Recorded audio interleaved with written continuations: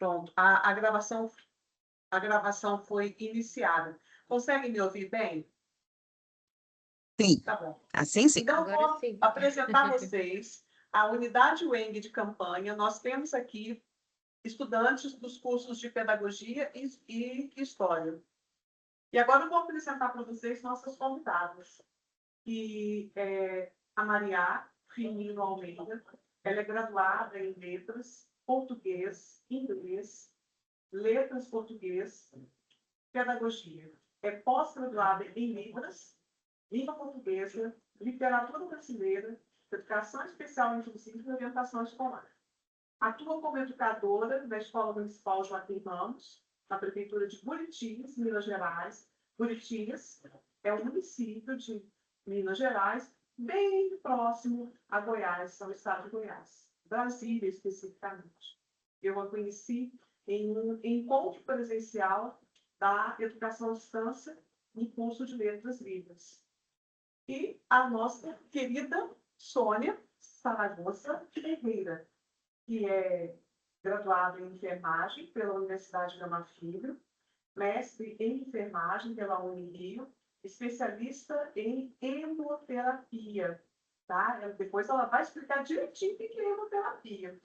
Especialista em auditoria do sistema de saúde pela Universidade Estácio de Sá e especialista em didática e metodologia do ensino superior, com licenciatura plena pela UERJ. O currículo da Sônia ainda segue mais 2 parágrafos, mas a ideia de trazer as 2 convidadas que atuam, cada uma dentro das suas habilidades, em inclusão de pessoas surdas, que é o caso da Maria, e acolhimento de pessoas com questões de terapia e hemoterapia, vai trazer para a nossa formação um conhecimento sobre o olhar do professor, da professora em sala de aula, para com aquelas crianças que precisam de um acolhimento e de inclusão. Eu vou continuar rapidamente e falar da Lei 13.146 de 2015, que é conhecida como a Lei Brasileira de Inclusão da Pessoa com Deficiência.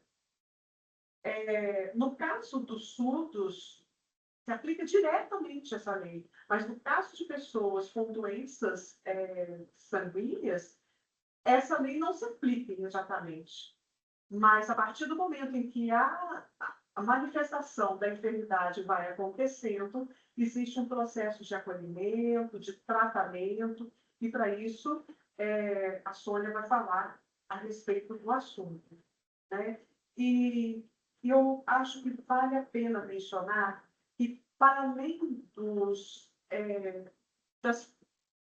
espaço escolar, a gente tem as questões relacionadas às políticas públicas que são abrangidas por essa lei.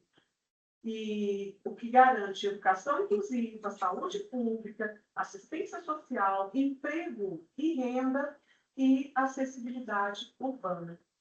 Nesse momento, eu vou passar a palavra para minha colega Sol, a professora Solange, e aí a Sol vai passar a palavra para as nossas convidadas. Qual será a dúvida?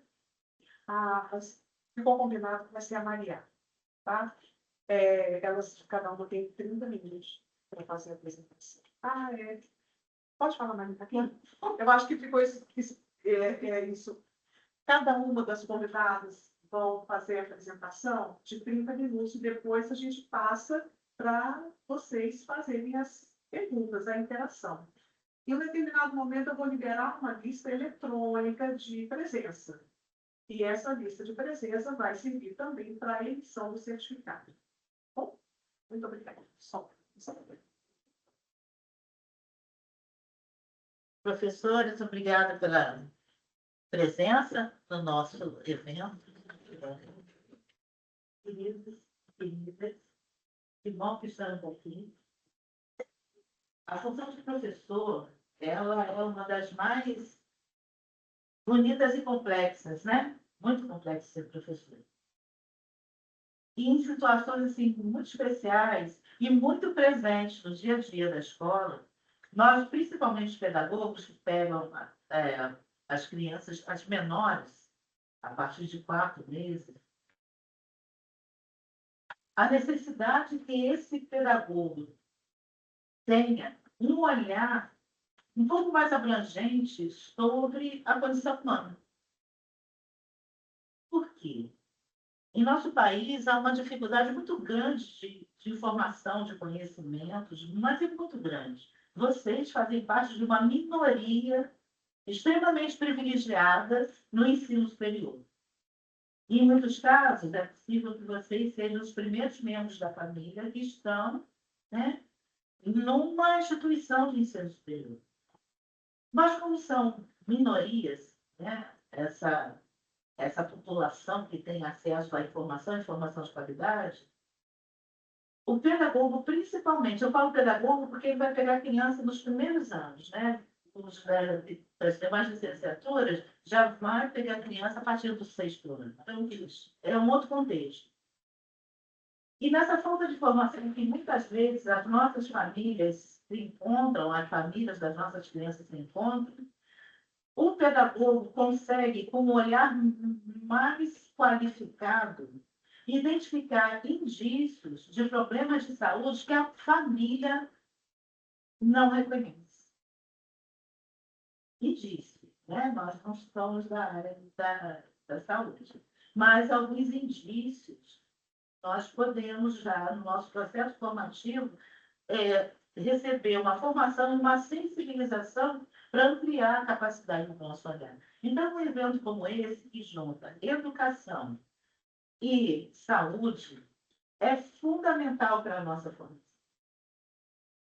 Não quer dizer que nós vamos fazer nada além de buscar apoio numa rede profissional de saúde, né, junto à família, com a família, para que possa haver um direcionamento. Mas só de vocês já terem um olhar mais apurado, já eleva a condição de formadores.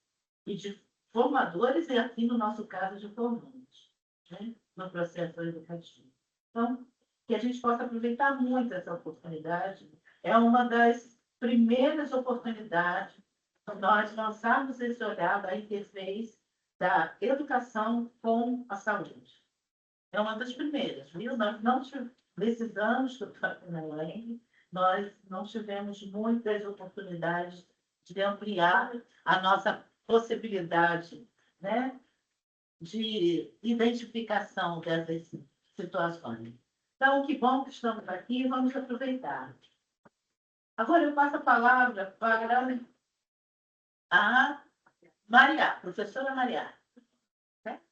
Muito obrigada, professora. Tem a palavra. Meninas que chegaram agora, vamos falar das coisas no vivo. Boa noite. Então, Maria, só para relembrar, né, o que a professora Dora já nos colocou, você dispõe de 30 minutos, tá? Sabemos que é um tempo esse mínimo, É pouco. mas só de você trazer essas informações que vão suscitar na gente dúvidas e perguntas, já nos abre caminho para buscar conhecimento. Que bom, viu? Muito obrigada. Olá,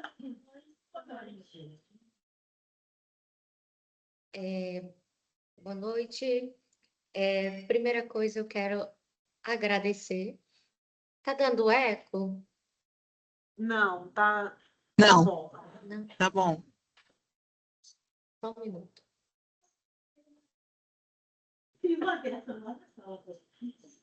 Ok. Então, vamos lá. De forma simples, né? O surdo não é apenas que não aquele que não escuta. Eu só vou tirar aqui o fone de ouvido que está me atrapalhando.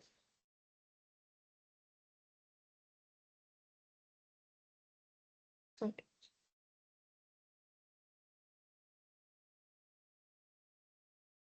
Bom, eu estou ouvindo 2 vezes, então tá me atrapalhando. Estão conseguindo me ouvir? Maria, Sim, né? Agora sim. você tá ligada em 2 aparelhos? Talvez seja Sim, porque eu isso. não estava ouvindo você. Eu estou num ambiente que tem um pouquinho de barulho, mas agora eu estou ouvindo vocês. Então você tem que silenciar um Uhum. dos aparelhos. Sim, eu fiz. Mas mesmo assim, Tá, no fone de ouvido estava dando eco. ok. Ah, mas agora eu estou ouvindo.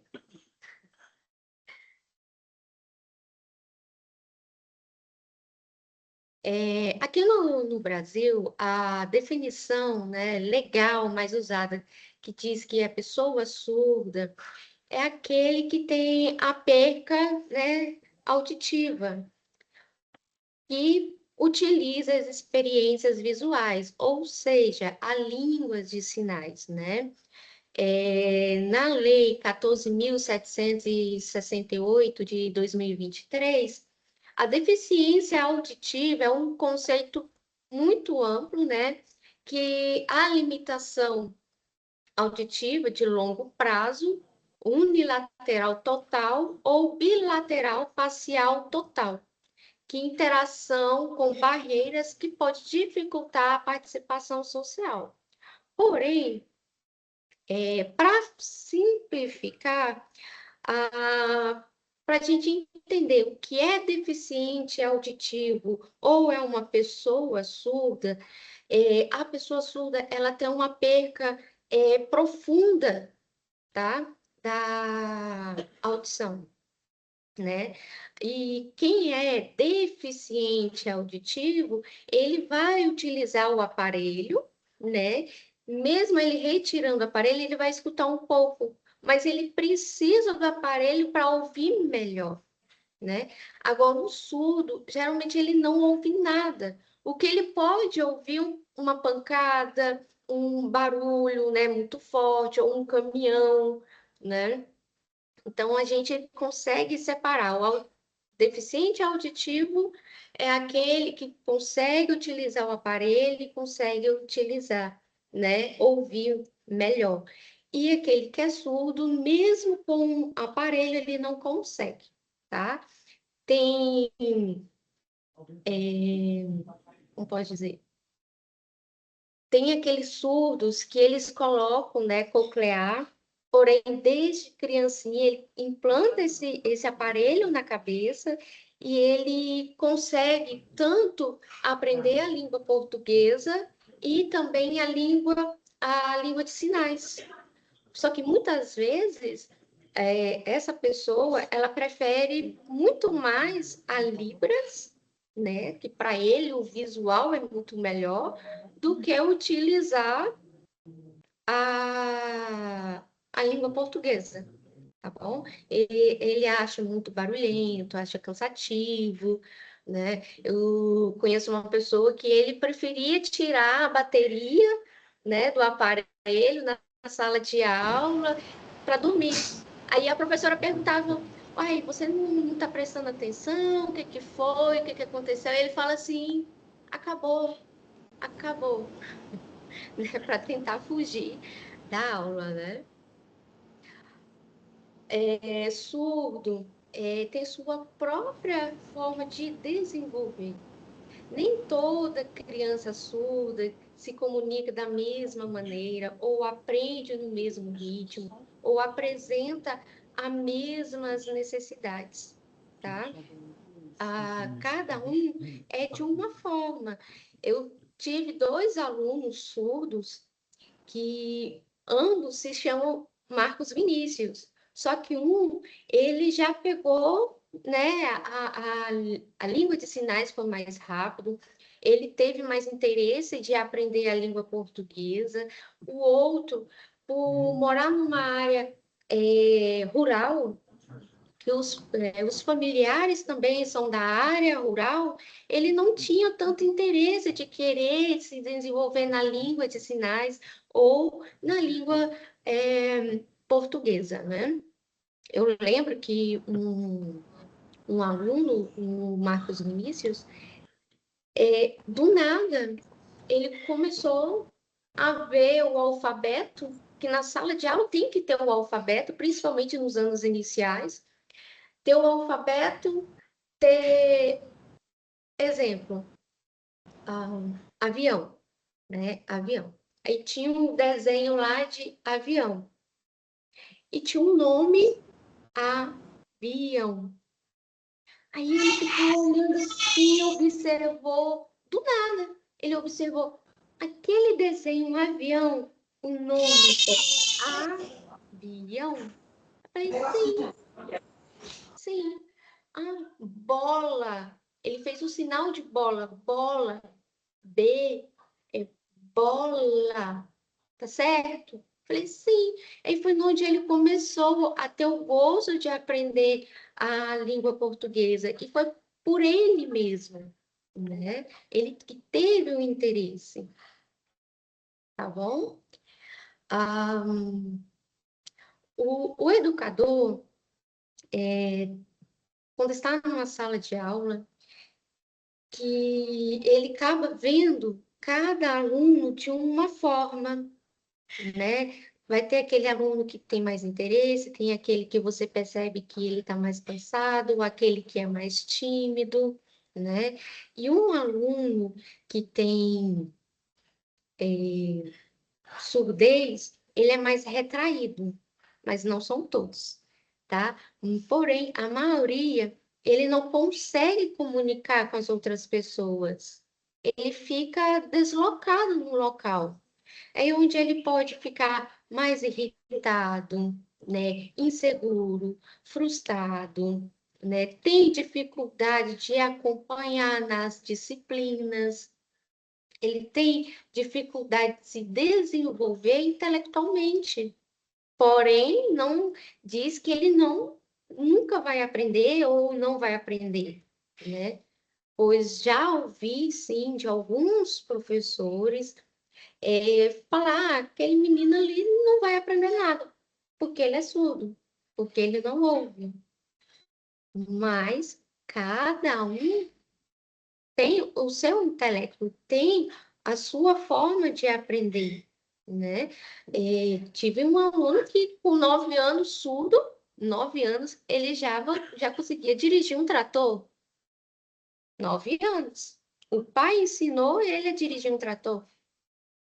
Ah, ele já gostava de montar no boi e de ir para o rodeio, né? Então, são habilidades ali que nem todos os outros alunos vão ter ou vão conseguir, tá?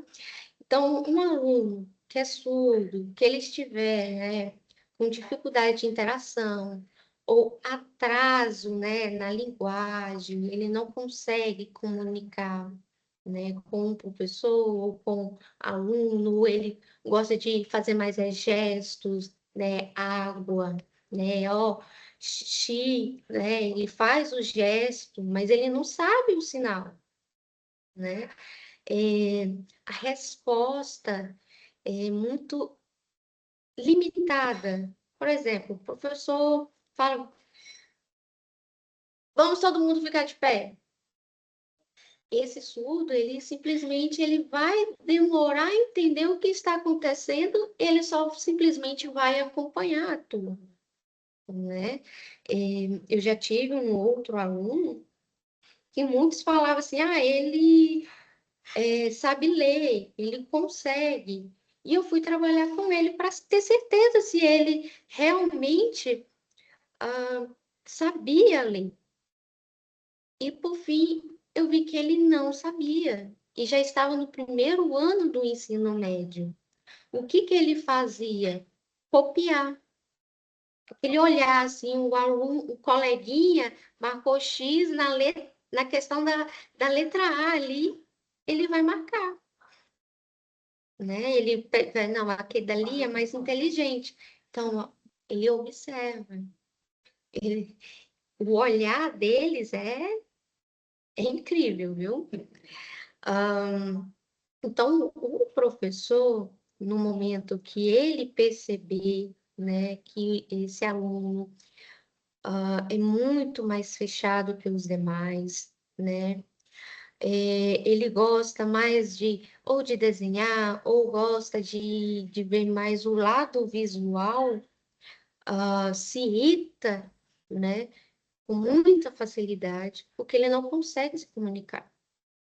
Em 2012, quando eu comecei a trabalhar como professora intérprete, tinha um aluno aqui na escola que ninguém gostava dele, porque ele era muito agressivo.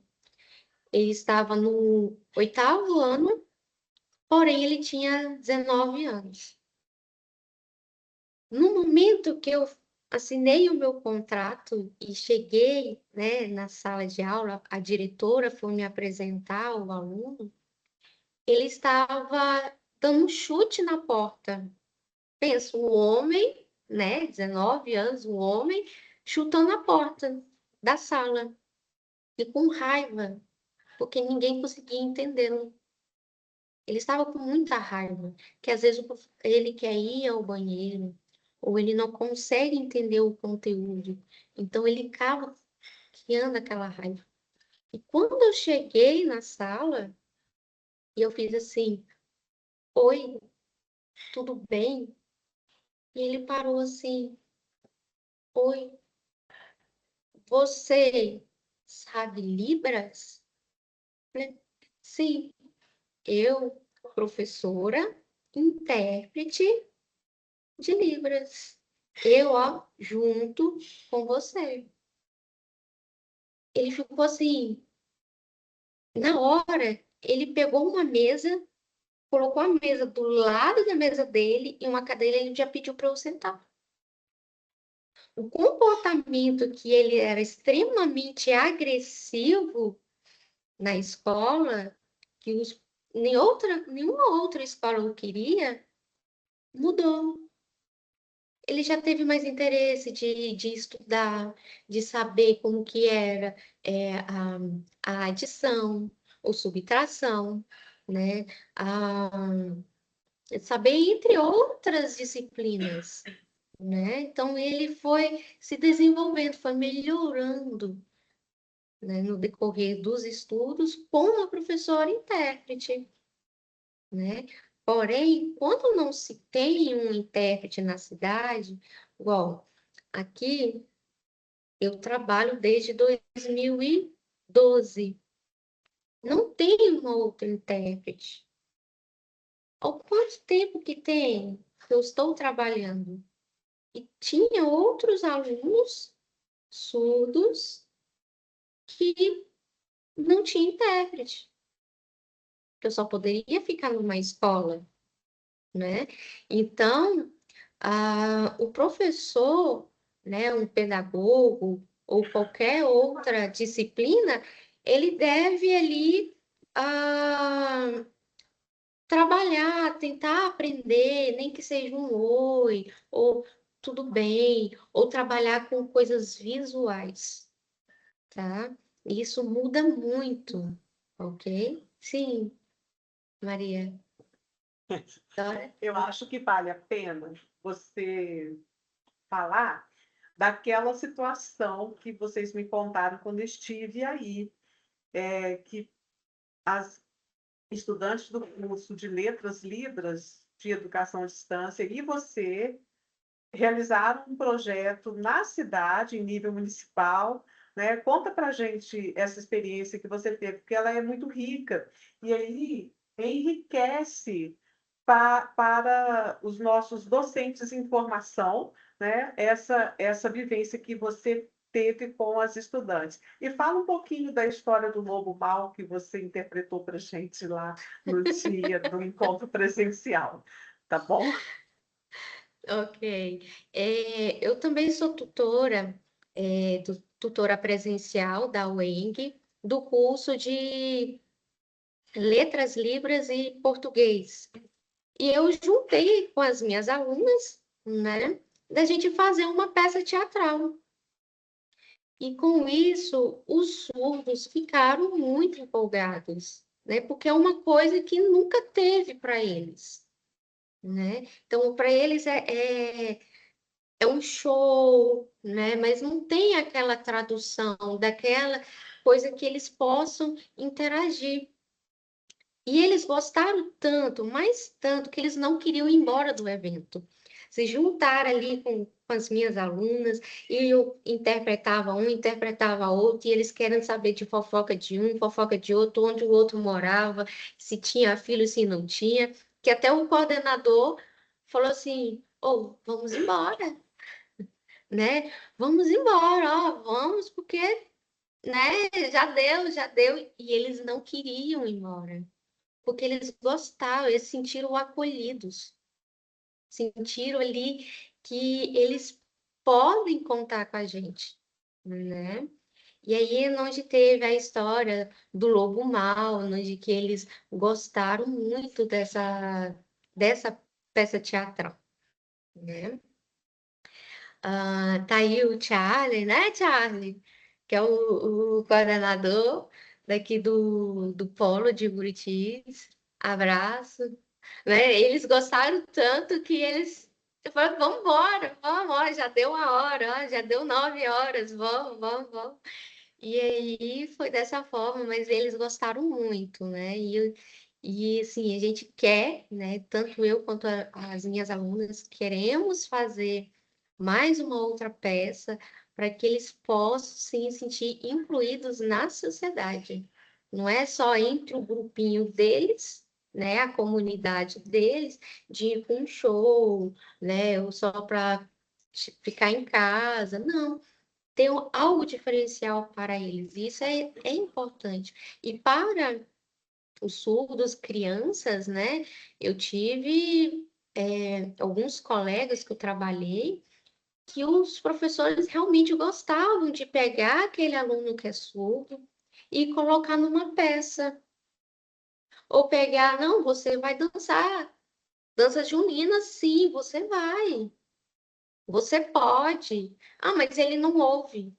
Mas ele sente vibrações. Então, ele pode sim ir participar nisso. Então, isso é muito bom. Quando pode ser tanto um aluno com. Só mudando de assunto agora. Tanto um aluno surdo ou um aluno autista ou com TDAH, ou com algum tipo de deficiência, né? Cabe ao professor, ao perceber, né, alguns sinais, ele comunicar ao pedagogo ou coordenador, dependendo de cidade ou estado, né? Uns falam pedagogo, outros falam coordenador. Aqui em Minas é pedagogo.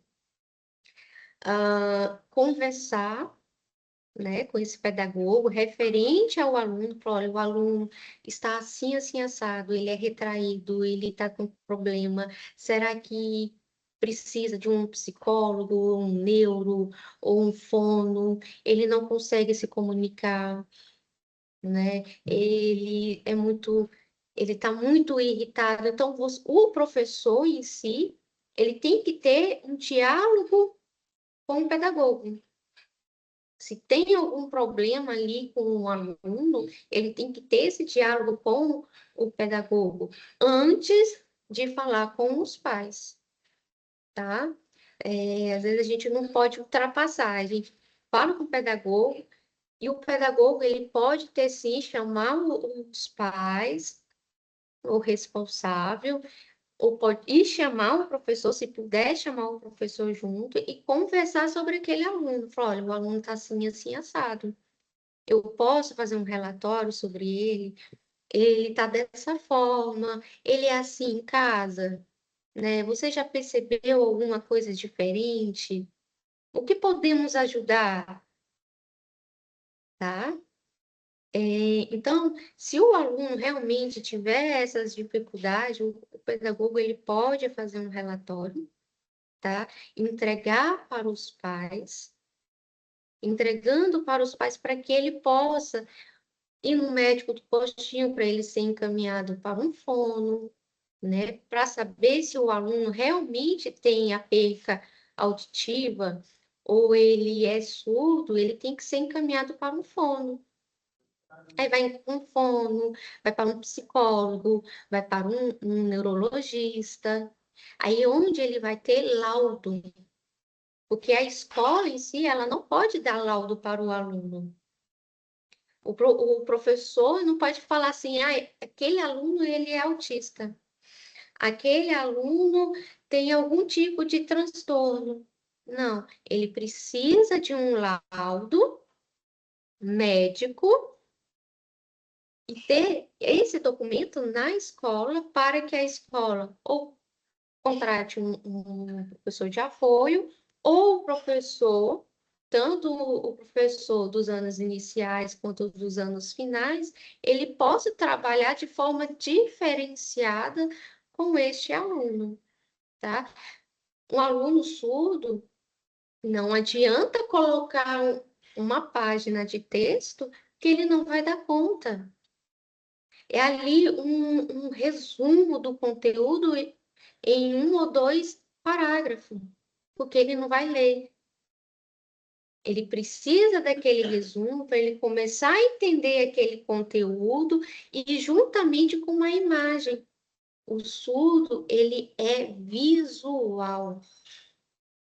Tem alunos com TDAH que eles também é muito visual. Ele precisa conectar ali para poder entender aquela palavra com aquela imagem, né? Descobrimento do Brasil. Aí tem que ter aquela imagem sobre descobrimento do Brasil para ele entender como que ele vai encaixar. Quando não se tem um professor de apoio, um intérprete de Libras, né? Então, o professor em si, ele tem que fazer um diferencial ali naquela turma. Porque hoje, né? Hoje a gente encontra turmas totalmente diferentes, né? Com alunos diferentes.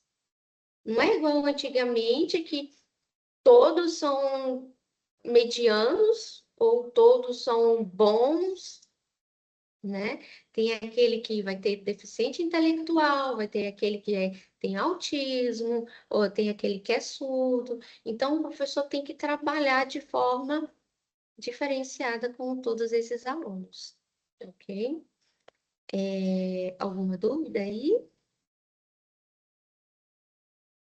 Dora?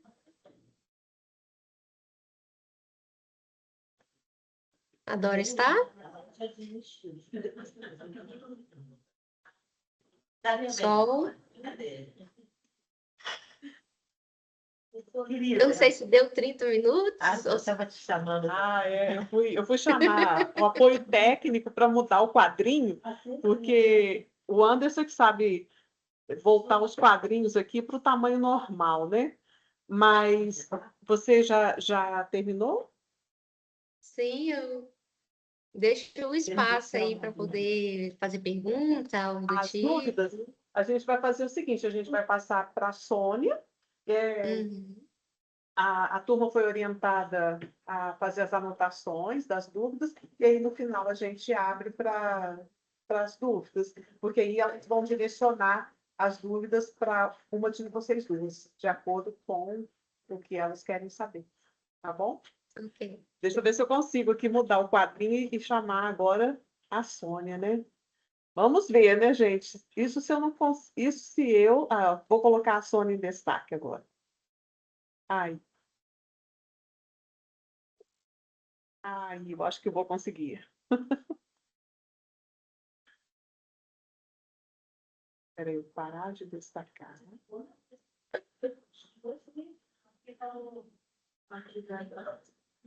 Pronto. E aí eu já coloco em destaque.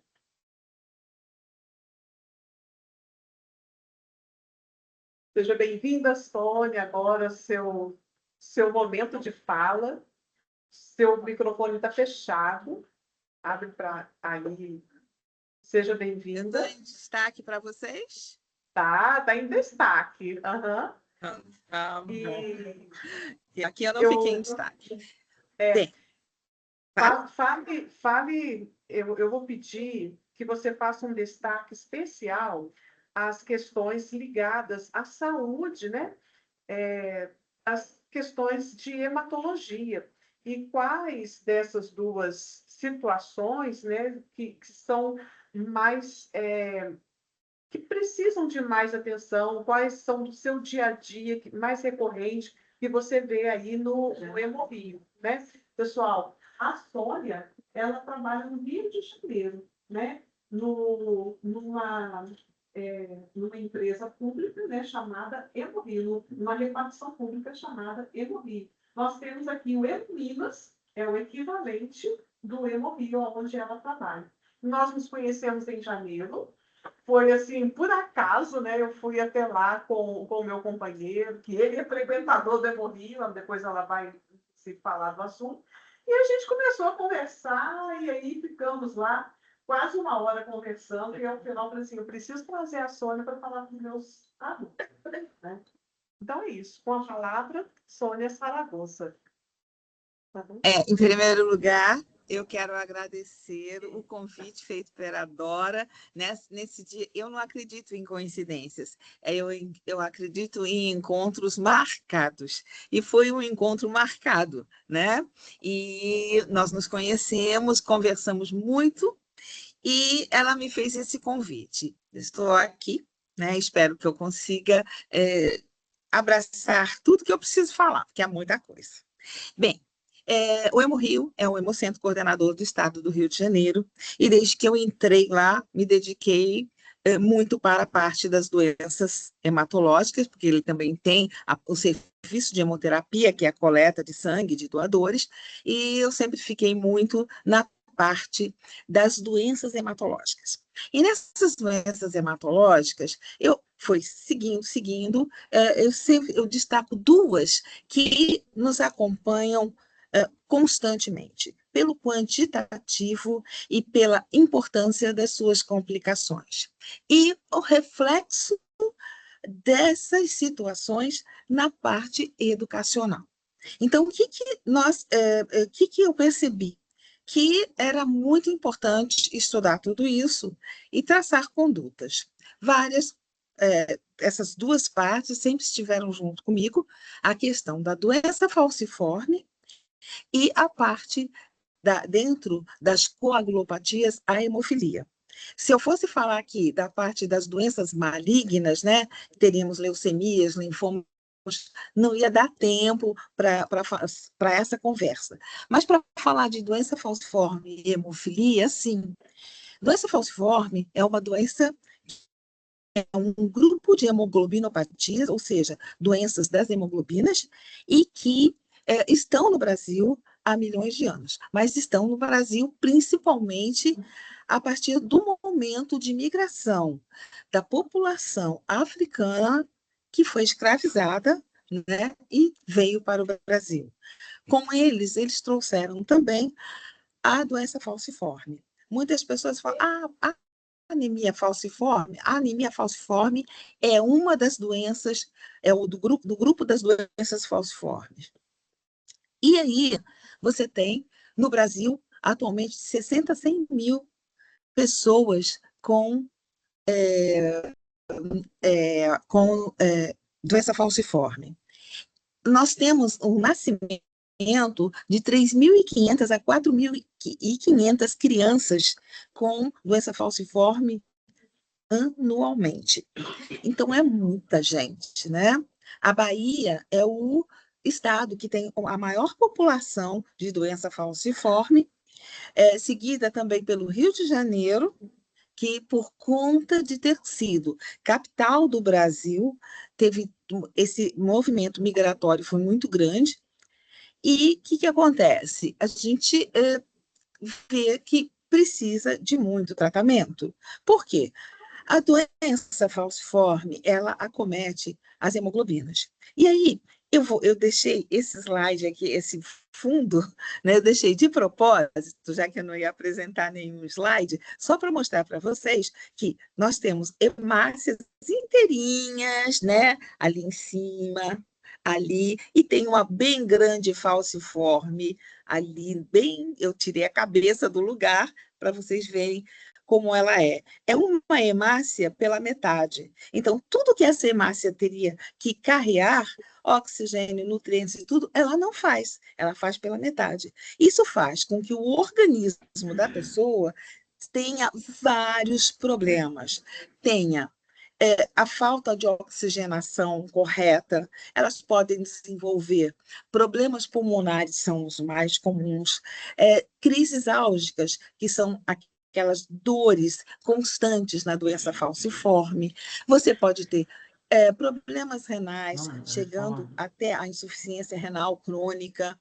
Você tem também vários outros problemas que a gente acompanha, tem AVC em tenra idade, crianças com todas as sequelas de um acidente vascular cerebral, tudo por conta da presença dessas hemácias.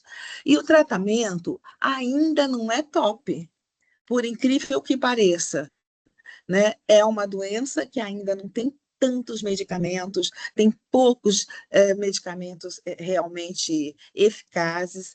A hidroxiureia é um medicamento que melhorou muito a qualidade de vida dessas pessoas, e essas pessoas nascem, muitas morrem novinhas, né, com problemas pulmonares, muito em crianças e bebês, outras se desenvolvem, mas o desenvolvimento é muito diferente. Então, o que você tem? Quando você tem uma criança com doença falciforme na sua turma, ou um adulto fazendo faculdade e que, de repente, ele tem que parar tudo e ficar internado um período em que ele vai receber transfusões sanguíneas, vai ter trocas, né? Troca mesmo, aféreses terapêuticas, em que você tira todo o sangue da pessoa, troca por outro, né? Faz por uma máquina, mas precisa ter muito cuidado com isso, e eles fazem essas trocas, eles recebem os medicamentos, as orientações, tudo isso acontece e ele vai ter que contrabalancear com a sua formação. Então, os professores precisam saber dessas doenças. A doença falciforme tem muita gente, e muitas vezes eles perdem o ano. O hemorrio, ele tem uma classe escolar. Então, nós temos uma professora que faz todo esse percurso e consegue melhorar, ela pega onde o aluno está e vai lá e ele continua tendo aula dentro da sua internação, dentro do hospital. E o que o professor tem que saber sobre a doença, né? Primeiro, ele tem que prestar atenção, assim, essa pessoa, ela vai estar sempre, muitas vezes, pálida e com os olhos também amarelados, né? Isso é comum, porque ele tem uma descarga de bilirrubina muito grande e ela acaba dando aquela cor amarela, tipo icterícia da pessoa que está com hepatite. E tem gente que fala, eu não quero nem ficar perto dessa pessoa que está com hepatite, eu não quero não. Não é nem isso, é justamente por conta da própria patologia. E aí, o que você tem, né? Você tem que prestar atenção a isso. Se isso tiver muito... Você olha para ele num dia, no outro dia está mais aumentado, é hora dessa pessoa procurar atendimento. Uma outra coisa é o deboche que as pessoas, os colegas fazem, né, da criança e mesmo do adulto. Muitas vezes esse deboche acontece até no grupo de amigos e que isso não é uma coisa que deva acontecer. Eles precisam praticar esportes e educação física, mas é importante que o professor entenda que esse paciente tem um limite diferente dos outros. Talvez ele tenha que parar com maior rapidez, e ele tem que parar, porque senão ele compromete o estado físico dele. Uma outra coisa é a questão natação, eles podem fazer? Pode, mas só tem uma coisa.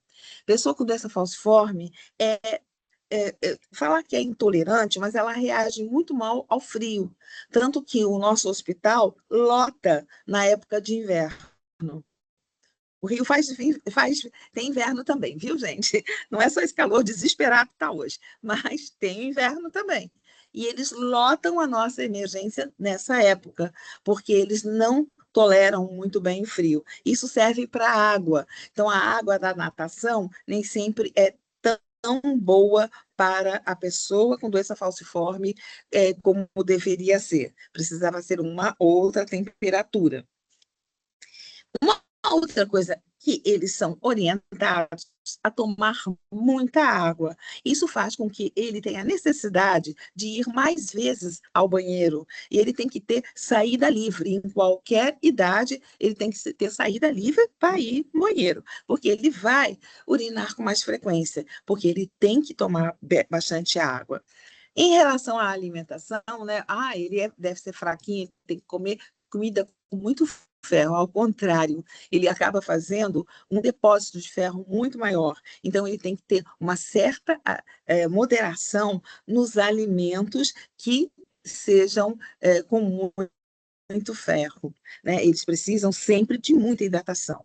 Uma outra coisa que acontece com frequência é que por toda essa questão de ele não ter oxigenação geral tão boa, nem sempre eles crescem muito. Eles podem ficar com estaturas mais baixas do que o normal. A própria puberdade acontece mais tarde, não tão cedo. Muitas vezes magrinhos e baixinhos. E tem vezes que é o oposto. Cresce, mas parece uma vaguetinha de tão magrinho que eles ficam. E isso é questão da estatura da criança e do adulto. Uma outra coisa são essas faltas à escola, né? Como vocês falaram da questão da deficiência.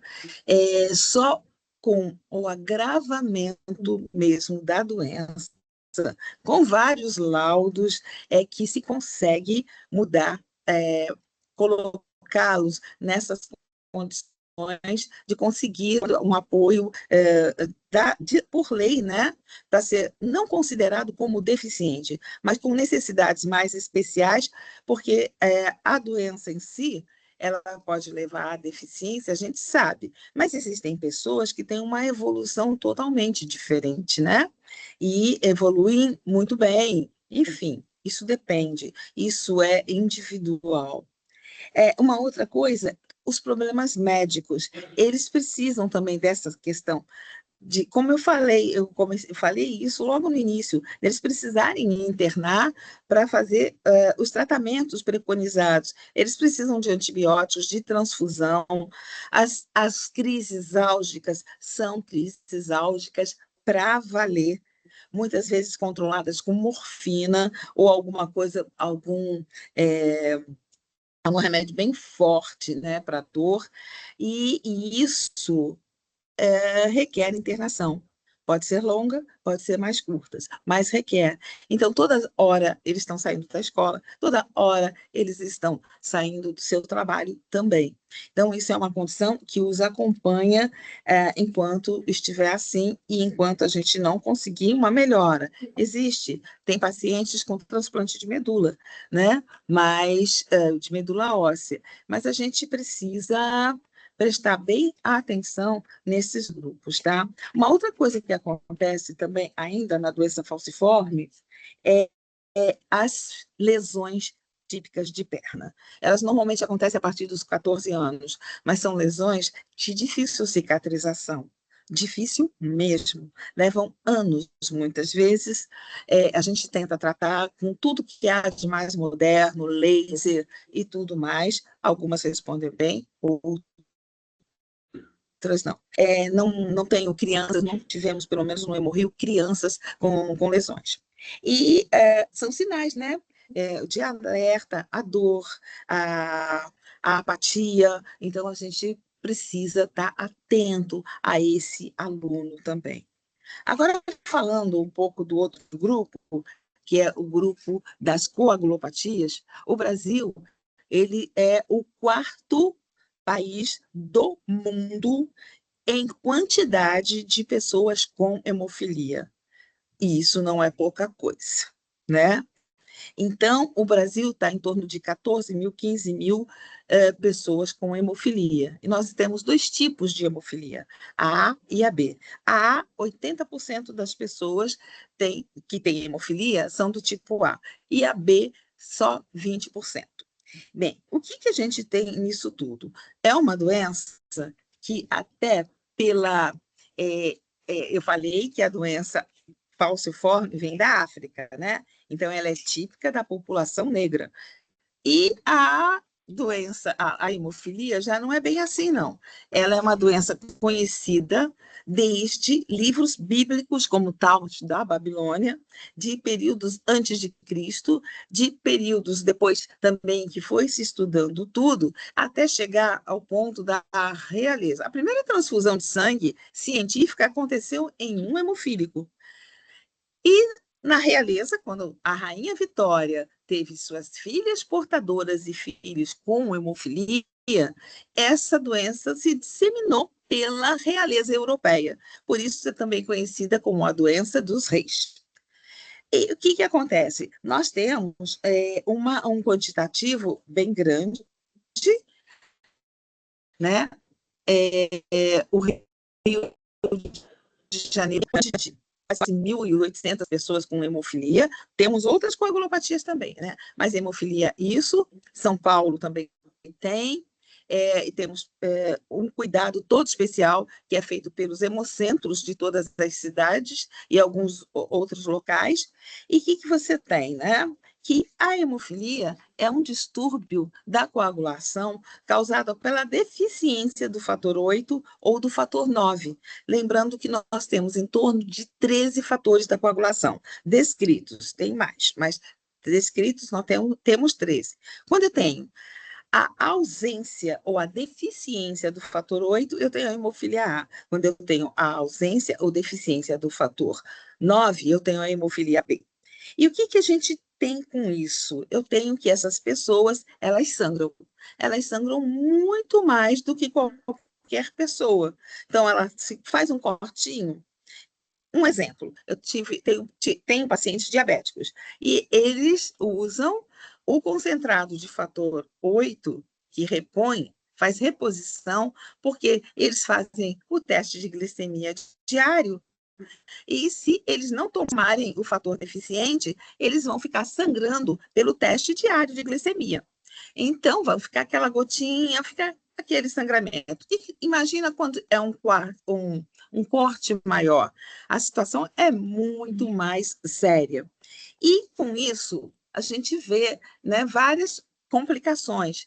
Eles fazem, frequentemente, o mais normal deles terem são hemartroses e hematomas. Hemartroses são sangramento entre as articulações. As articulações mais acometidas é a de tornozelo, a de joelho e a de cotovelo. E fazem hematomas em vários locais. A pessoa com hemofilia não toma injeção intramuscular, a não ser para vacinação. Fora disso, não toma, porque existe tudo venoso. E com isso, fica difícil, porque sangrar entre as articulações forma uma articulação que vai crescendo cada vez mais, vai complicando, vai impossibilitando ou deambular, ou articular os braços, ou ombros também, que acontece muito também, e com isso a pessoa vai perdendo as suas articulações. E isso complica toda a vida, e muita coisa. E aí, vários cientistas foram começando a identificar quais os melhores remédios para isso, né? Os problemas médicos, eu acabei de falar, hemartrose, sangramentos. Sofreu um acidente, esses motoqueiros hemofílicos é o meu desespero, sabe? Porque nem sempre eles sobrevivem, porque eles sangram muito mais do que os outros e com muita rapidez, né? Então, precisa tomar cuidado com isso. Eles precisam tomar cuidado até com uma onda na praia que seja mais forte.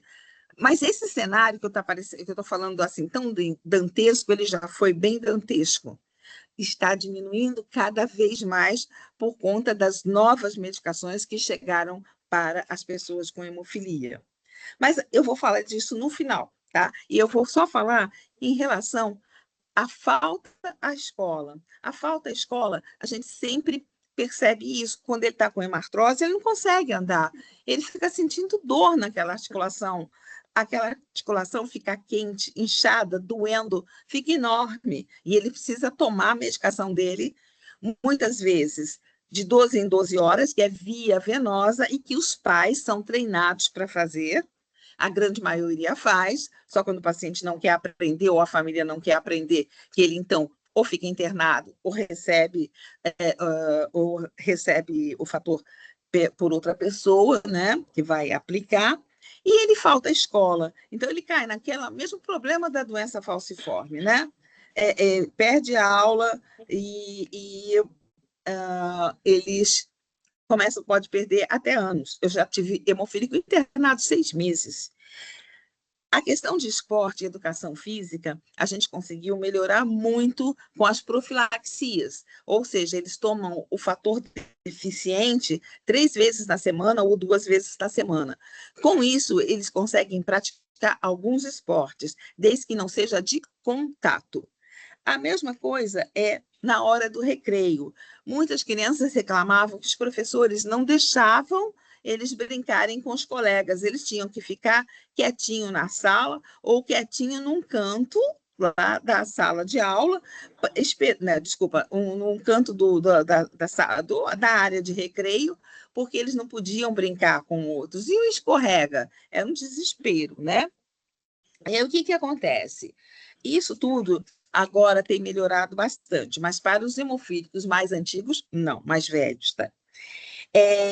Tem uma questão do preconceito, que as pessoas pensam, principalmente com o advento da AIDS, as pessoas achavam que quem era hemofílico obrigatoriamente tinha o vírus do HIV. E isso não é verdade. Mas até chegar a isso foi um sacrifício. E eu já trabalhava no Hemorrio quando isso tudo aconteceu. E vi o preconceito que eles sofriam. Eles não falavam que eram hemofílicos, né? Por quê? Porque eles sofriam muitos preconceitos. E esses preconceitos vinham até dentro de sala de aula, como, não encosta não que pode passar. Não é uma doença hereditária, é de famílias isso, e não tem nada a ver com isso. O que eu quero falar, até porque já deve estar chegando a minha hora, é o seguinte: diferente da doença falciforme, a hemofilia evoluiu muito. O Brasil não está diferente dos outros países. A medicação que nós usamos atualmente para as crianças e para as pessoas que desenvolveram inibidor contra o fator 8 ou 9 do passado, é uma medicação feita por via subcutânea. É igualzinho insulina. E eles tomam uma vez na semana, ou de 2 em 2 semanas, ou mensal.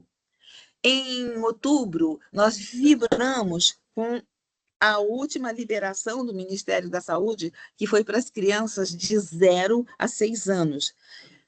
Isso significa que elas entram de 0 a 6 anos, mas elas continuam, mesmo depois que passarem os 6 anos, continuando tomar o emicizumab. O que aconteceu? Nós conseguimos esvaziar a nossa sala de transfusão.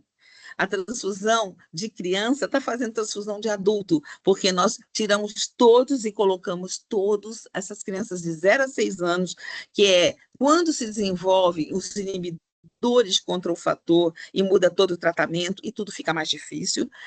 E também estamos fazendo desde bebezinho. O mais novo que nós fizemos foi com 3 meses e a criança já tinha tido uma hemorragia intracraniana. E ela está muito bem, está ótima, já tem outro bebê para começar com 2 meses. Isso deixa a gente muito feliz, eles não estão entrando nem nos fatores da coagulação, né, que são medicamentos totalmente agora que são filtrados, esterilizados por nanofiltração, que é assim, a esterilização de ponta dos produtos. A maioria agora também não é derivado do plasma sanguíneo. Esses medicamentos são feitos por engenharia genética. Os pacientes puderam, por exemplo, viajar. Uma palavra tão fácil, mas não era tão fácil para as pessoas com hemofilia viajarem. Eles tomavam uma porção do sangue chamada crioprecipitado, né? São 20, você tem que centrifugar o concentrado de hemácias para tirar tirar aquela parcelinha e eles tomavam 40 bolsas daquilo. Isso só podia ser feito dentro de um ambiente hospitalar. Então, com uma hemartrose de cotovelo, que agora eles mesmos tratam em casa, eles tinham que ficar 3 dias internados para fazer uma extração, um tratamento dentário, não precisava nem ser extração, eles precisavam ficar internados de tanto que sangrava. Isso acabou, isso não tem mais nada disso, sabe? As pessoas com hemofilia vivem uma vida muito, mas muito melhor do passado. Eu tenho que fazer uma quebra nisso, né? Que as pessoas que eram, digamos, com mais de 40 anos, elas já não pegaram tanto essas inovações. Então, elas já têm sequelas desse passado mais tenebroso que foi da hemofilia. Agora não. Eles passeiam, as crianças agora jogam futebol, que é a coisa. O Brasil é o país do futebol. Vocês imaginem as crianças não poderem, nem a gente fala, não faz bola nem de papel, que é para não gostar. Mas agora a gente não precisa falar mais isso, sabe? E nós estamos num momento muito, muito feliz do tratamento da hemofilia no mundo. E, graças a Deus, o Brasil está junto. A hemofilia B precisa de um cuidado melhor, que também já está chegando para eles, tá? Mas eu ainda tenho tempo? Tenho? Tem, Só tem mais uma. Tem ainda 5 minutos, dá para falar Então tá bastante. ótimo. Então, o que eu quero falar com vocês é o seguinte. Olha só, vocês são educadores, eu sou educadora bem dentro da minha área, né? De hematologia, hemoterapia. Hemoterapia é toda a parte que cuida do sangue, né? E hematologia das doenças. E aí, eu quero falar uma coisa com vocês. Eu escutei de uma mãe que me procurou desesperada, porque o professor de história do filho dela, que estuda num excelente colégio do Rio de Janeiro, foi para o garoto na frente de todo mundo e disse assim: olha, você tem pouco tempo de vida, você sabe disso, né? Porque essa sua doença vai te matar. Eu queria voar lá no professor, não deixaram. Mas isso, são coisas que não se fala nunca e não é a verdade. Ainda tem isso. Eu tenho paciente de 80 anos, gente, e que é daquela fase mais cruel do tratamento da hemofilia, e daí. E todos os nossos agora têm de 60, 70, que eles estão começando a ter as comorbidades típicas das pessoas de mais idade e vivendo muito bem com a hemofilia. Então, eu quero concluir sempre lembrando a vocês que sempre que vocês tiverem uma pessoa na sua turma com alguma doença, seja ela hematológica ou outra, coloquem essa pessoa assim como uma certa prioridade sua. Não é você mimá-lo, não, mas entender a doença dele, entender as dores que ele tem, né? Todos os problemas que ele enfrenta, seja ele qual for, né? E sem esquecer também que as crianças precisam, né, de todo um apoio, precisam que elas não sejam discriminadas como outras quaisquer. Discriminada em nada. Aquele coitadinho, aquele. Não, isso não existe. Tudo existe para tratamento. Eu teve uma professora que eu não conheci, mas ela foi um exemplo como professora para o nosso aluno de leucemia. Esse paciente ele fez todo o processo de quimioterapia, radioterapia, tudo, aí foi liberado para ir para a escola. Só que ele estava carequinha, né? E ele não queria ir para a escola porque ele achava que ele ia sofrer bullying. E o que aconteceu? Quando a mãe foi junto com ele, com medo de que acontecesse isso. Quando ele entrou na sala, todos os alunos da turma, todos os meninos, levantaram e todos estavam carequinhas. Que a professora conversou com os pais, conversou com os alunos, conversou com os pais e todos eles toparam, né? Então, foi um acolhimento e tanto para esse aluno. Eu gostaria de conhecer essa professora. Eu falei, que coisa mais linda.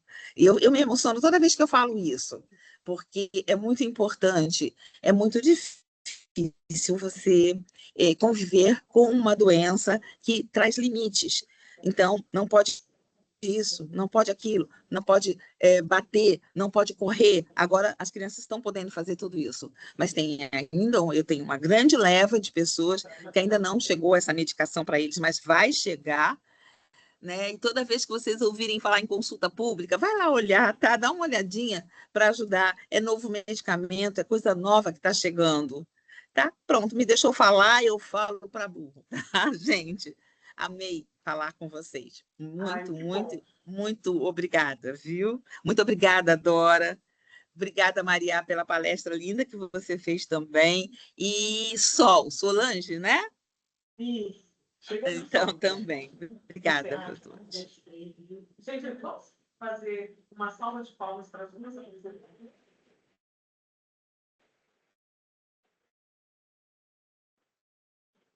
Obrigada, obrigada. Quero agradecer muito as duas, a participação de vocês duas, a participação do pessoal lá do Polo de Buritis, que está aqui presente, dando apoio, né, para a nossa live. E nesse momento eu vou abrir para os presentes, né, para a sessão de perguntas. E peço que vocês não se envergonhem, não, só que não tem uma necessidade, não sou eu que tenho a necessidade, é a live em si.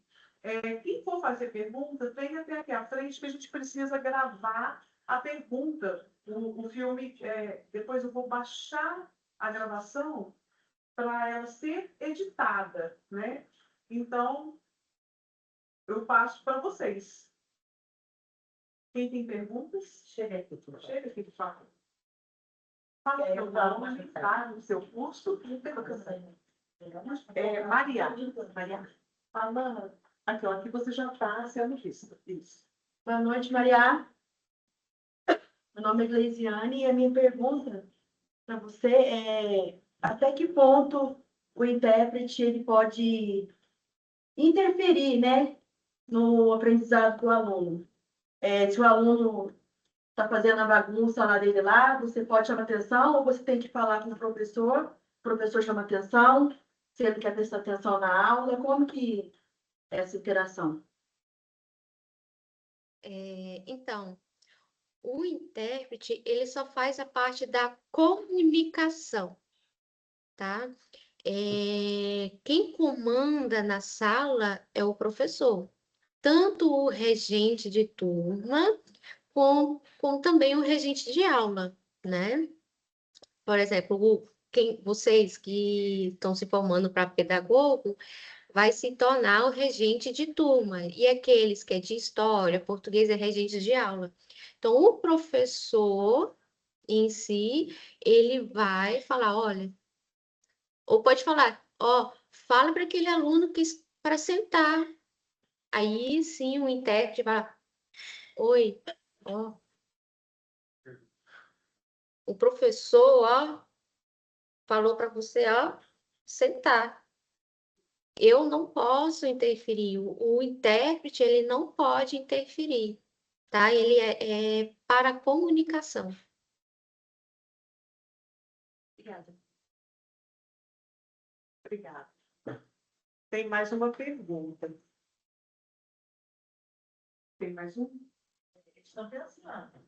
Estão pensando? 23. Estão elaborando a pergunta, gente.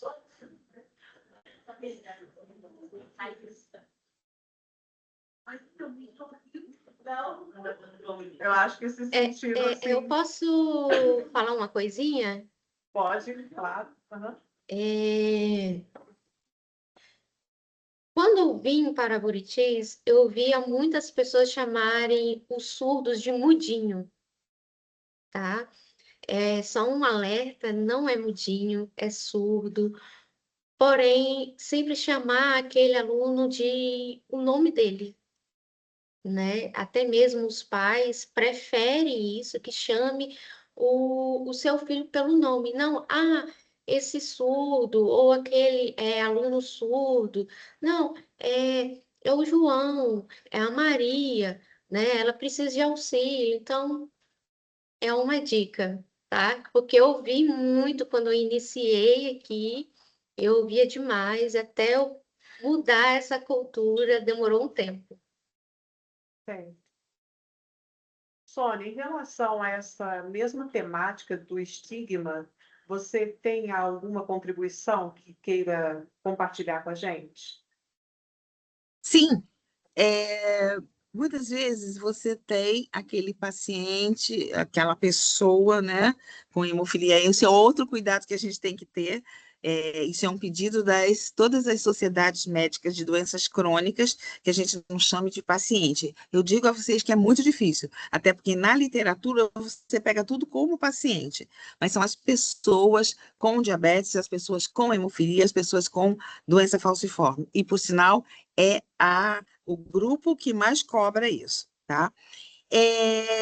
A gente tem essa questão, sim, essa questão, como eu disse, da pessoa que sangra, e tem a pessoa, de repente, começa a ter epistaxe, ou começa a sangrar pela gengiva, e agora diminuiu um pouco isso, mas antigamente as pessoas corriam, né? Porque para algumas pessoas terem hemofilia, né, os desconhecidos que não sabiam nada da doença, era a mesma coisa que ter HIV.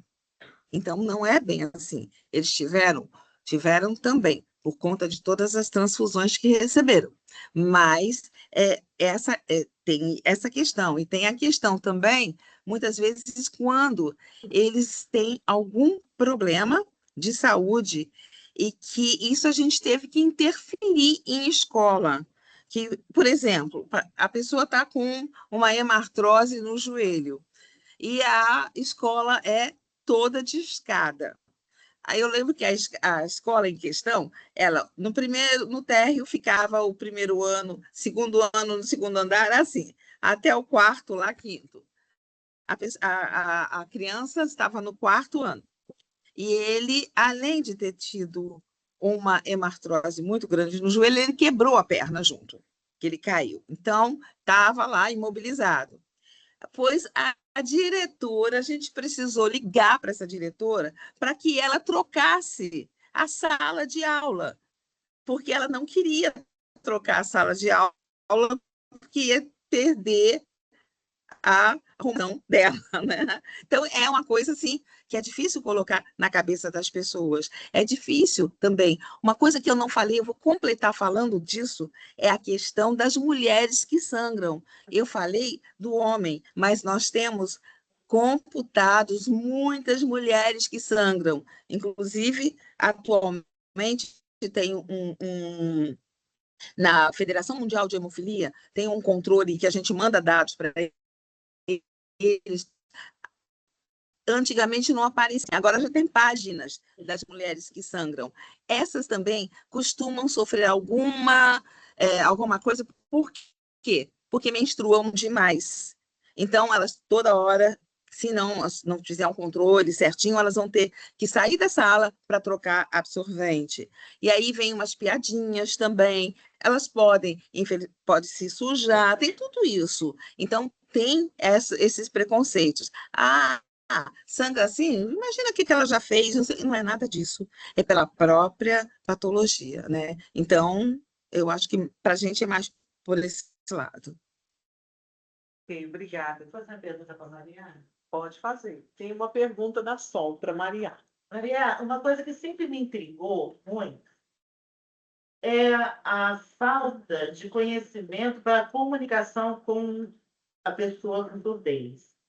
Então, eu entendo que talvez seja necessário uma maior conscientização da importância de Libras para ser trabalhado não somente em cursos de professores, que é obrigatório, mas em toda a educação básica. Porque a criança que ela quer conversar com outra criança, mas a outra criança não consegue conversar com ela. Então, aquela criança que não tem a, a dificuldade, não sei nem se é essa palavra correta, a criança que não tem a surdez, ela não sabe, às vezes, como estabelecer um processo de comunicação. E tudo aquilo que é desconhecido assusta. Tudo aquilo que a gente não conhece, a gente tende a afastar. O que você pensa sobre isso? A necessidade de que a língua brasileira de sinais seja também obrigatória como uma possibilidade de manter uma comunicação efetiva com a criança, porque o professor intérprete ele vai ficar lá alguns momentos, ou vai ficar todo o período, não sei, mas a criança ela precisa também ter um processo comunicativo com os pares, com outras crianças. O que você pensa sobre isso? O microfone está fechado, Maria. Abre o microfone, por favor. Obrigada. Obrigada. Ao meu ponto de vista, deveria ter uma disciplina, né, referente à língua de sinais. Porém, são poucos profissionais. Na minha cidade mesmo, eu sou a única intérprete de Libras, intérprete mesmo, né? Imagina se eu estivesse em outras escolas para poder ensinar. Não tem muitos profissionais para isso, né? Porém, quando eu trabalhei, né, na sala de aula com os alunos surdos, próprios alunos perguntavam, tia, como que eu falo? Água, ou jogar bola, o nome dele, como que eu posso fazer o meu nome? Os alunos em si, eles têm essa, esse interesse, né? Quando tem um aluno surdo na sala de aula, né? Eles têm esse interesse de comunicar um com o outro. Até então, nesse período de 2012 até 2025, eu não vi nenhum aluno rejeitando o aluno surdo.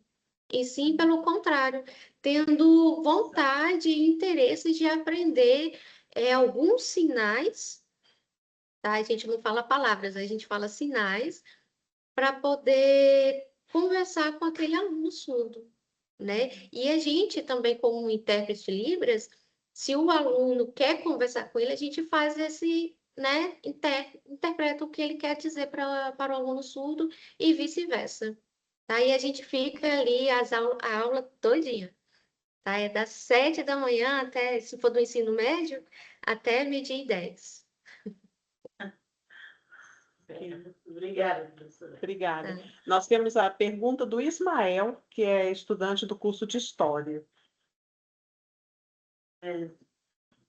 A minha pergunta é para as duas, que é o que poderia se fazer em sala de aula para conscientizar outros alunos sobre o assunto, mas também não faltar com respeito em relação a esses alunos que têm essas questões.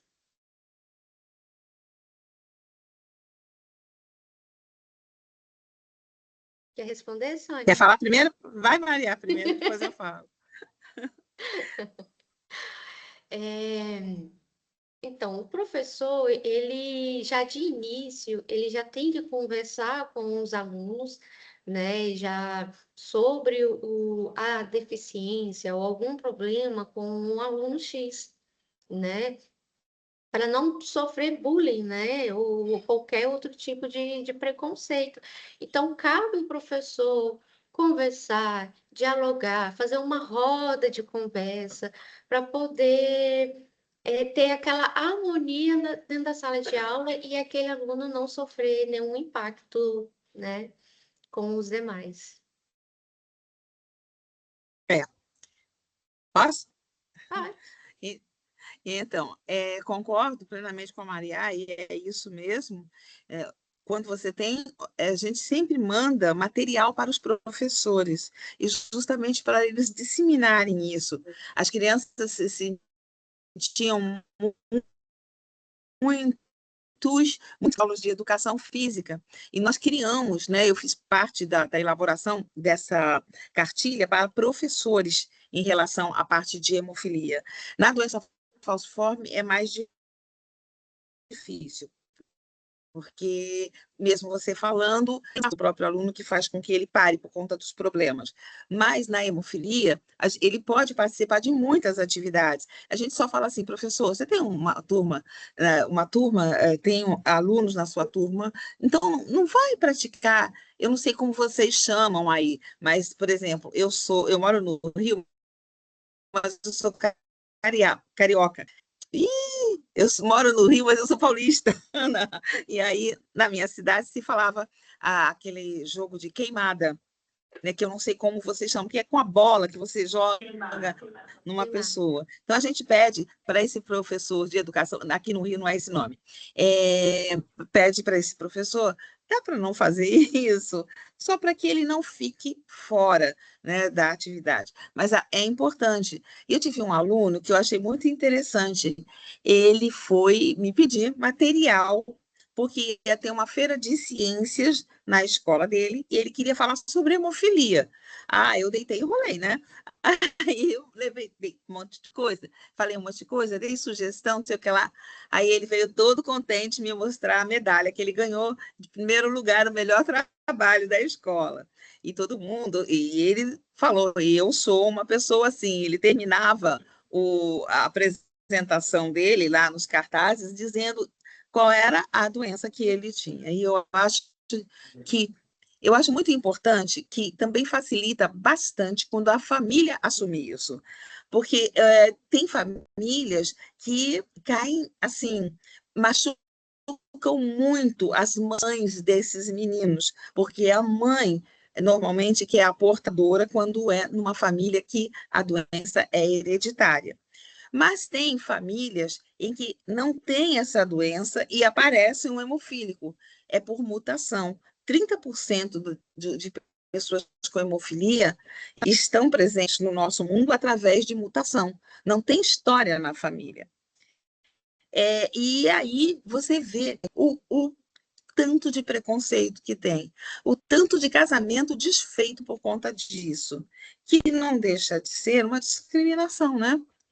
E aí é por isso que é importante falar isso de cabeça erguida, com todos os controles, e a pessoa também tem que ajudar, quando ele já é mais adulto. E quando criança, eu acho que a família tem que entrar assim, de sola, falar, conversar, fazer grupinhos e tudo, e levar isso adiante.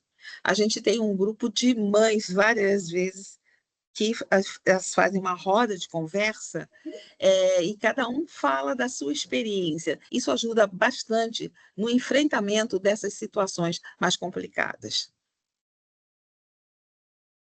Nossa, foi muito legal essas colocações de vocês duas.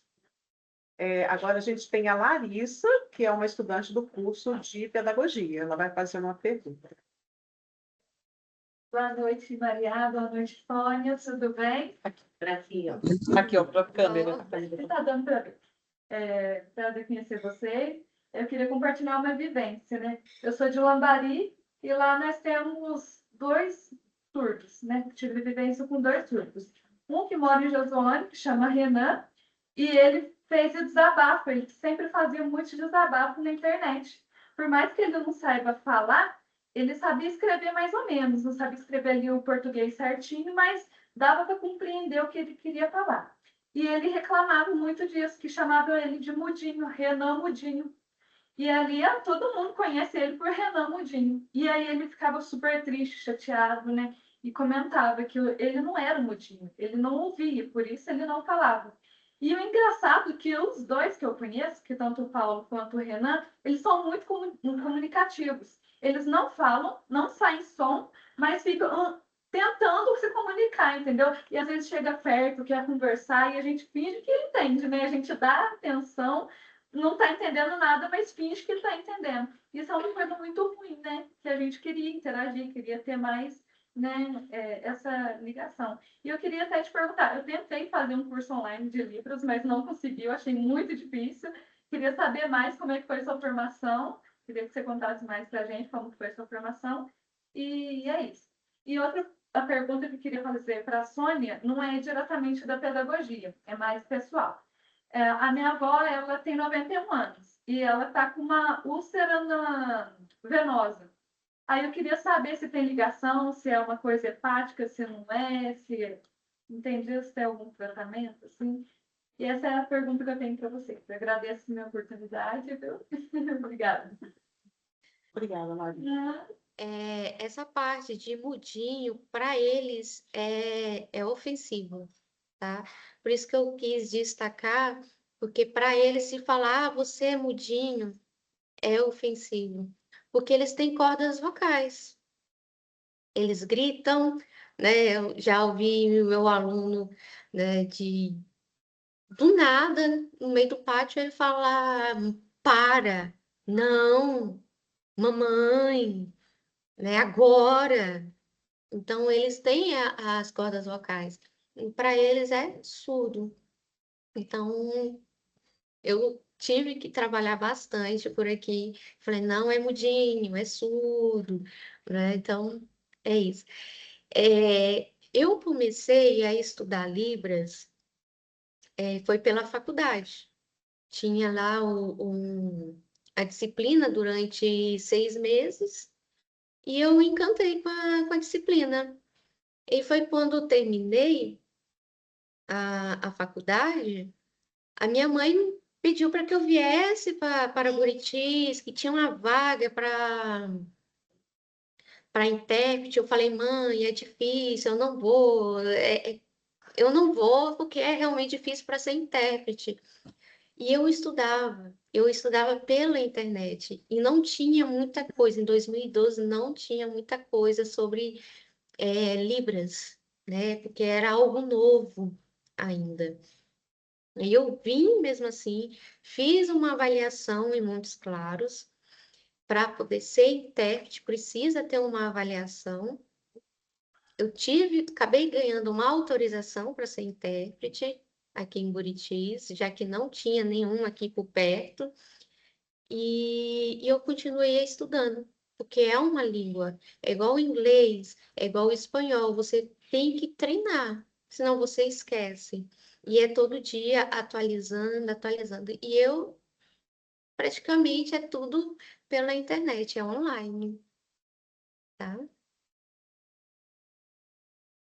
Bom, é, em relação à úlcera venosa, isso não é uma coisa tão simples para se responder, porque também não é, simples para descobrir a causa. Tem várias situações que podem levar a uma úlcera venosa, várias, várias mesmo. E tem muitos tratamentos mais modernos atualmente que ajudam bastante na úlcera venosa. Um deles é laser, mas precisa saber exatamente o que a sua avó tem. Eu esqueci o nome dela, da pessoa que perguntou. É a Larissa quem perguntou. A Larissa, é isso. Precisa fazer uma investigação bem profunda na sua avó.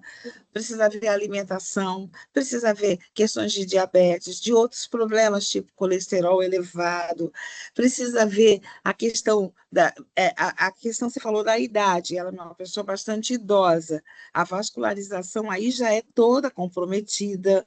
Então, tem todo um histórico, né, que precisa ser realmente visto por um bom clínico, por um bom vascular, tá?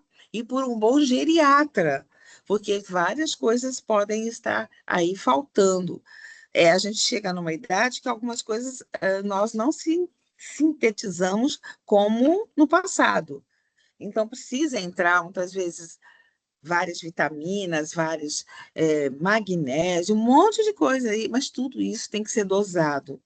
Não é porque um falou, faz isso, o outro falou, faz isso. Não, não pode ser dessa forma. Tudo isso tem que ser pesquisado para se chegar exatamente ao ponto, né, que está fraco isso, que idade ela estava, né, tudo isso, porque conforme nós vamos ficando mais velhos, a coisa complica, viu? E aí a gente já não sintetiza como deveria, já não, precisamos de outras adaptações, tem vezes que você faz. Gente, tem gente que tem alergia à água, então não é muito complicado, né? Então, outras que têm alergia ao próprio suor. Então, é tudo a ser pesquisado, inclusive essa parte alérgica. Ó, uma coisa que eu já vi fazer alergia em pessoas, né, até porque eu sou muito alérgica, é amaciante, sabão líquido, sabão em pó. Né? Eu tenho uma prima que tem alergia a detergente, é cômico, ela tem uma pata para lavar as coisas que já entra com o detergente dentro. Então, precisa ver tudo isso, sabonete, tudo isso conta. Mas tem que fazer uma avaliação também clínica muito profunda, para poder traçar alguma coisa. Ah, vamos passar isso que melhora. E se dentro não tiver fazendo tudo direitinho, não vai melhorar só o aspecto e daqui a pouco abre de novo. Que isso que acontece muito. Precisa investigar, tá, Larissa? Mais alguma pergunta? Gustavo, estudante do curso de História, vai fazer uma pergunta. Oi, boa noite. A minha pergunta é para a Sônia. Sônia, é o seguinte, eu tenho uma amiga que ela tem um netinho de 2 anos e o menininho, ele é hemofílico. E eu vi você dizendo que para criança hoje tem um tratamento que ajuda bastante.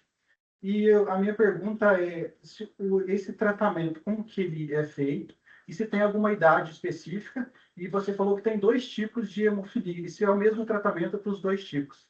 Obrigado. Bom, de nada. Primeira coisa, vou começar de trás para frente, tá? O tratamento é para o hemofílico A, por enquanto, mas logo, logo vai ser lançado o B também. Para o A, crianças de 0 a 6 anos, neste momento, né? A partir do dia 24 de outubro. Quem estava com 6 anos em 24 de outubro entrou nesse tratamento. Eles passaram a não utilizar mais nada venoso, e sim o emicizumab, que é uma medicação monoclonal, ou seja, feita por engenharia genética e que imita, ele faz a ação do fator 8 no organismo.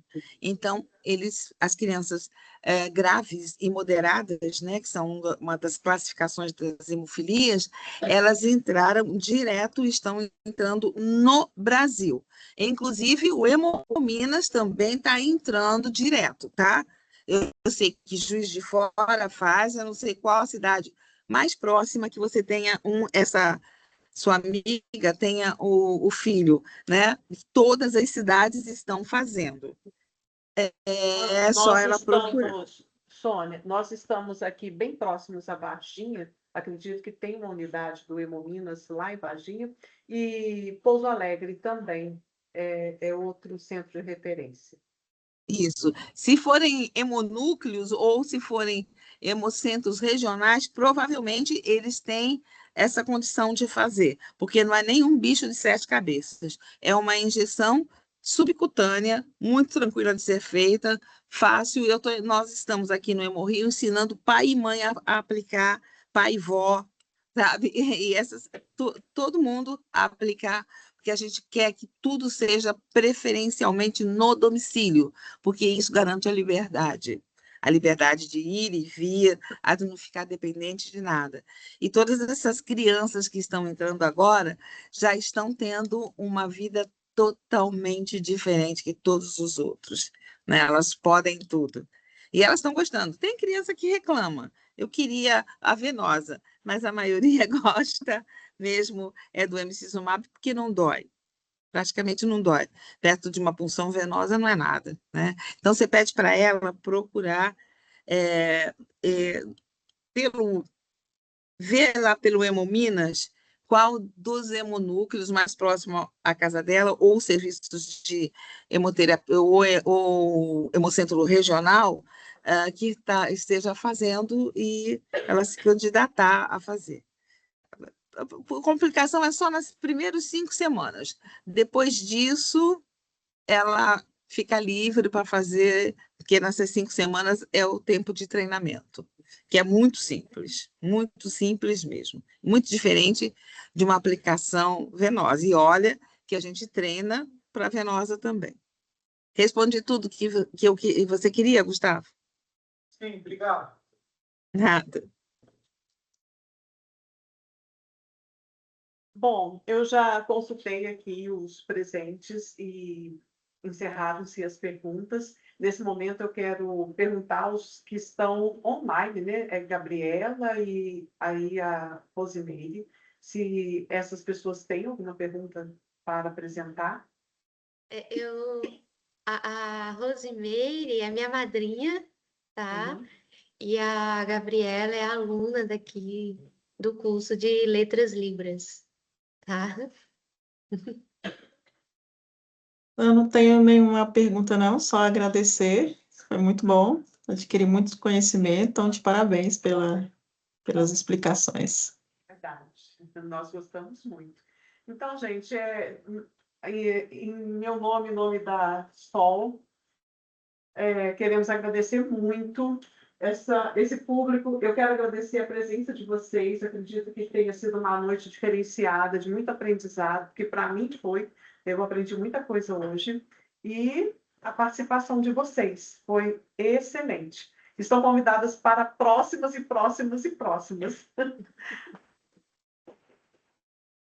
Vamos para vocês também, viu? Vou falar a gravação aqui. Eu estou parando a gravação, porque aí